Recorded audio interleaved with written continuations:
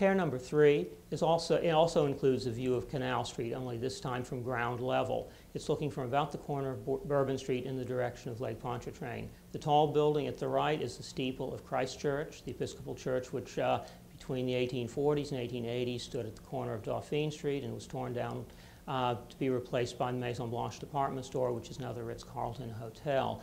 What you can really see in this image is how badly paved Canal Street was at the time. Since Canal Street was originally designed to be a canal, there was really very little emphasis on beautifying the street or even bothering to pave it, because there was always the fear that it would be turned into a canal. Finally, in the early 1850s, the idea of a canal was finally dropped, and plans were made to pave the street. In 1854, Giuditturo, an entrepreneur and important business owner along Canal Street, left a sizable amount of money to repave Canal, and in 1859 it was paved with great square-cut stones. Some of the stones were ballast stones used to support ships. In other cases, stones imported from up north, from Minnesota and Wisconsin, from quarries in that area, to help pave the street. The street remained paved with heavy stone until the late 1890s.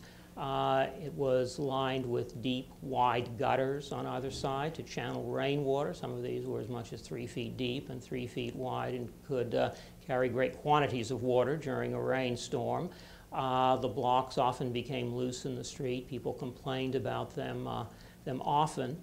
In the 1880s, there was talk of repaving the street with asphalt, but businessmen along the street didn't want their businesses to be interrupted by what they feared would be a long haul of repaving the street. Finally, in the late 1890s, plans were made to repave the street, and paired with this is a photograph of Canal Street being repaved in the late 1890s, when the stones were being torn up from the street, and then finally the street was paved with asphalt, and subsurface drainage was included as part of that, so the deep, wide gutters were no longer a part of life on Canal Street. But for about 40 years, the street would have been paved with stone, but certainly a far better quality of pavement than J. Dearborn Edwards would have experienced when he photographed the street, when it ranged anywhere from non-paving to some poorly laid cobblestone. But then again, when there was the fear of a canal being laid down the middle of Canal Street,